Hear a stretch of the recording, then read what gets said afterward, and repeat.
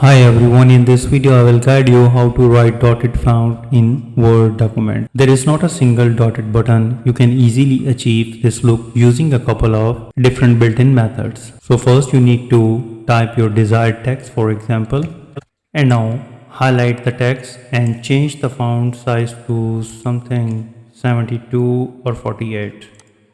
So make it bold, and now right click the highlighted text and select the font on your keyboard.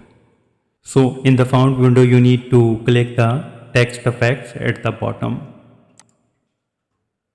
So now you have to change outline to dash and dotted. For this, in the format text effect pane that appears, click on the text fill and change the color to the white. And now expand the text outline and click the solid line. Click on the color icon and select the black color. Here you can increase or decrease the transparency. You can increase the width of the dashed. Go to the dash type and select the dotted square dot. And now click OK and OK to apply, and here you can see that. So this way you can easily write dotted font in Word. If you think this video is helpful, please support my channel. Thanks for watching.